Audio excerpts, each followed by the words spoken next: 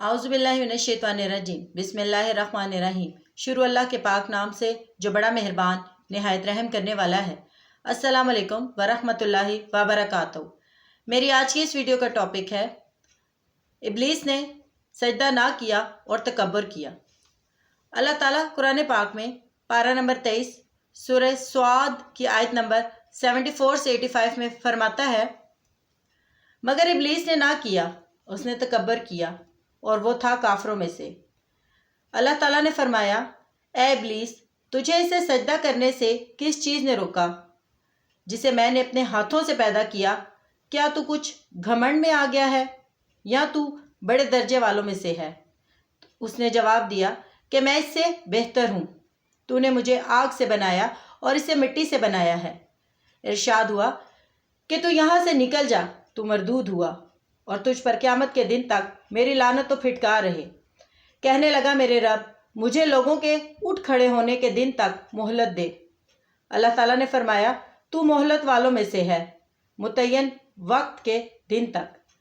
कहने लगा, फिर तो तेरी इज्जत की कसम, मैं इन सब को यकीनन बहका दूंगा, बजुज़ तेरे उन बंदों के जो चीदा और पसंदीदा हों। फरमाया, सच तो ये है और मैं सच ही कहा करता हूँ कि तुझसे और तेरे तमाम मानने वालों से मैं भी जहन्नुम को भर दूंगा। इन आयत मुबारका से पता चलता है कि किस तरह अल्लाह ताला के हुक्म का इनकार किया इब्लीस ने, और इतनी रियाजत और इतनी इबादत और इतनी परहेजगारी के बावजूद अल्लाह ताला ने उसे मरदूद करार दे दिया। इब्लीस कौन था? इब्लीस बनने से पहले अज़ाज़ील था। वो फरिश्तों का उस्ताद था। वो अल्लाह ताला की बहुत इबादत करता था। अल्लाह ताला की हर वक्त इबादत में मशगूल रहता था। उसने इतनी इबादत की थी कि उसने अल्लाह ताला की इबादत और रियाजत के झंडे गाड़े हुए थे। यानी सबसे ज़्यादा अल्लाह ताला का परहेजगार और सबसे ज़्यादा अल्लाह ताला की इबादत करने वाला आबिद व ज़ाहिद के नाम से भी इसको पुकारा जाता था। और इतना ही नहीं, बल्कि अल्लाह ताला के जन्नत के ख़जानों का ये 40,000 साल तक खजानची भी रहा। यानी अल्लाह ताला ने इसको बड़े ओहदों पर फाइज किया हुआ था। फरिश्तों का उस्ताद होना कोई मामूली बात नहीं थी। लेकिन जब अल्लाह ताला ने तमाम फरिश्तों के समेत इसको हुक्म दिया कि आदम अलैहिस्सलाम को सजदा करे, तो इसने साफ इनकार कर दिया। बाकी तमाम फरिश्तों ने अल्लाह ताला का हुक्म माना, लेकिन इसने हुक्म अदूली की और इसने कहा कि इसको क्यों कर सजदा करूं, क्योंकि मैं तो आग से बना हुआ हूँ और ये मिट्टी से। तो अल्लाह ताला ने उससे कहा कि तुझे किस चीज़ का घमंड है? क्या तू बड़े दर्जों वालों में से है? लेकिन मैंने इसका हुक्म दिया है कि तू इसको सजदा कर, तो तेरा काम बनता है कि तू उसको सजदा करे। लेकिन जब उसने इस बात का इनकार किया तो अल्लाह ताला ने उसको मरदूद करार दिया और उसे वहाँ से निकल जाने के लिए कहा। तो उसने कहा कि मेरी इतनी इबादत, मेरी इतनी रियाजत इस आदम की वजह से मिट्टी में मिल गई, तो मैं भी इस आदम और इसकी जो नस्ल है इसको तबाह बर्बाद कर दूंगा और इसको अपने साथ जहन्नुम में लेकर जाऊंगा। अगर मैं जहन्नुम का मुस्तहिक ठहरा हूँ तो इनको भी मैं अपने साथ जहन्नुम में ही लेकर जाऊंगा। और वह इसी कोशिश में दिन रात लगा हुआ है बहकाने के लिए। तो उसने अल्लाह ताला से मोहलत मांगी कि अल्लाह ताला क़यामत वाले दिन तक मुझे मोहलत दे दे ज़रा। तो अल्लाह ताला ने उसको कहा कि ठीक है, मैं तुझे मोहलत देता हूँ। फिर उसने कहा कि मुझे इस इंसान के अंदर एक्सेस दे, यानी उसके दिल तक उसकी एक्सेस मुझे चाहिए, उसके दिमाग तक एक्सेस चाहिए, इस तक रसाई दे मुझे। यहाँ तक कि अल्लाह ताला ने इसको इंसान के खूनी रगों तक भी इसको एक्सेस दे दी। ये हमारी खून की रगों में भी शामिल हो गया। हमें बहकाने का, हम पर वार करने का, हमें गुमराह करने का ये कोई मौका हाथ से जाने नहीं देता। हम कभी परेशानी में होते हैं, कभी मायूसी के हालत में होते हैं, कभी उदास होते हैं, कभी गुस्से में होते हैं। किस तरह की सिचुएशन में ये हम पर वार करता है और लगातार वार करता रहता है ताकि ये हमें भी अपने साथ जहन्नुम में लेकर जाए।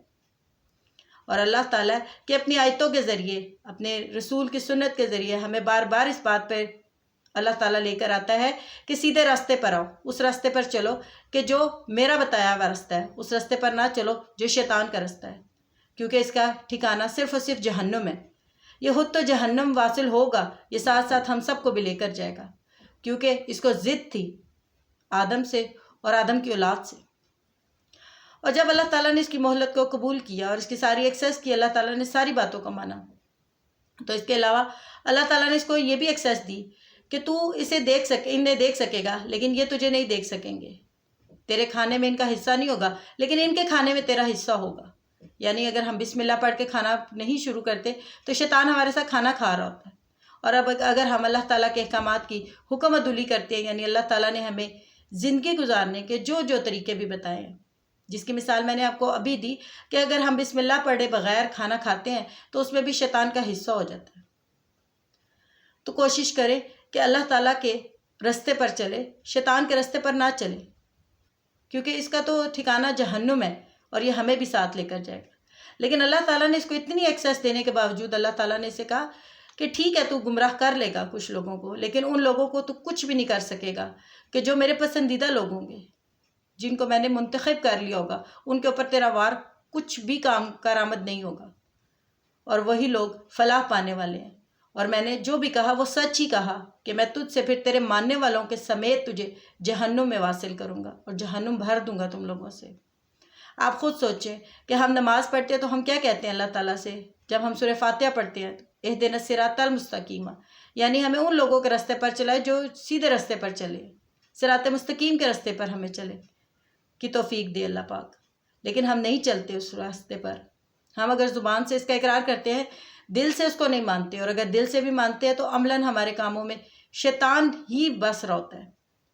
وہ کدھر لے کے جائے گا آپ کو؟ اس نے تو کھلا اللہ تعالیٰ کو چیلنج کیا ہوا ہے، اس کی ایکسیس بہت زیادہ ہے۔ لیکن آپ اگر اللہ پر یقین، ایمان اور توکل رکھیں گے تو اللہ تعالیٰ آپ کو اس کے وار سے بھی بچائے گا اور اللہ تعالیٰ آپ کو جنت کی طرف بھی لے کر جائے گا۔ ایک اچھائی کا راستہ اور ایک برائی کا راستہ متعین کر دیا اللہ تعالیٰ نے کہ اچھائی کے راستے کے اوپر چلنے والوں کے لیے مشکلات، مصیبتیں، پریشانیاں ہوں گی، بڑے سخت امتحانات سے گزرنا پڑتا ہے۔ اللہ تعالیٰ ہمیں آزمائش میں نہ ڈالے، اللہ تعالیٰ ہمیں کسی مصیبت میں نہ ڈالے۔ ہم تو بڑے کمزور ایمان والے لوگ ہیں، اللہ تعالیٰ ہمیں اپنے رحم کرم فضل سے بخش دے، ہمیں سیدھے راستے پر چلائے۔ آپ بہت سارے گناہ کرتے ہیں، ہم بہت سارے گناہ کرتے ہیں دن میں، لیکن ہم اللہ تعالیٰ ہی کی طرف لوٹنے والے ہیں اور اللہ تعالیٰ کے ساتھ کسی کو شریک نہ ٹھہرائیں۔ بس اللہ تعالیٰ نے اس کا حکم دیا کہ جب تم نے میرے ساتھ کسی کو شریک ٹھہرایا تو پھر تم اپنا جہنم میں ٹھکانہ پا لو، پھر تمہیں جہنم میں داخل ہونے سے کوئی روک نہیں سکتا۔ اللہ تعالیٰ سے مدد مانگے، اللہ تعالیٰ سے صراط مستقیم پر چلنے کی توفیق مانگے، اللہ تعالیٰ سے ہدایت مانگے، اللہ تعالیٰ کی ہدایت، اللہ تعالیٰ کی توفیق اور اللہ تعالیٰ کی رہنمائی سے ہی آپ سیدھے راستے پر چلیں گے۔ سورہ کہف کی آیت نمبر 10 ہے نا، اس کا ذکر میں نے پہلے بھی کیا تھا۔ یہ دعا کیا کرے اللہ تعالیٰ سے، ربنا ربنا ربنا ربنا آتنا من لدنک رحمۃ وہیئ لنا من امرنا رشدا۔ اللہ تعالیٰ آپ کی ضرور رہنمائی کرے گا، اللہ تعالیٰ آپ کے لیے ہدایت کا راستہ ضرور کھولے گا۔ اس راستے پر چلنا چاہ رہے ہیں کہ جس راستے پر اس کا ٹھکانہ جہنم ہے، جو شیطان کا راستہ ہے، جو کہ آپ سے اور آپ کے باپ سے، آدم علیہ السلام سے بغض رکھتا ہے، اس چیز کا کہ اس نے کہا تھا کہ میں برتر ہوں، میں سب کچھ ہوں، تکبر میں آ گیا، اس کی میں نے اس کو لے ڈوبی اس کو، حالانکہ اس نے اتنی عبادت اور ریاضت کی تھی کہ کوئی آسمان پہ کہتے ہیں کوئی اس نے جگہ نہیں چھوڑی تھی جہاں اس نے اللہ پاک کو سجدہ نہیں کیا تھا۔ تو کہاں گئی اس کی وہ ساری ریاضت، کہاں گئی اس کی ساری عبادت، کہاں گئی اس کی ساری محنت؟ اللہ تعالیٰ نے اگر اللہ کا ایک اس نے حکم نہیں مانا تو اللہ تعالیٰ نے اس کو سب خاک کر دیا اور اس کو مردود قرار دے دیا۔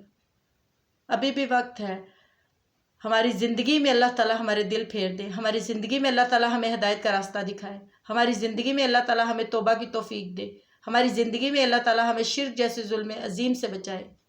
اللہ تعالیٰ آپ کو، آپ کے بچوں کو، مجھے اور میرے بچوں کو قرآن و حدیث کے مطابق زندگی گزارنے کی توفیق عطا فرمائے۔ آمین۔ جزاک اللہ خیر۔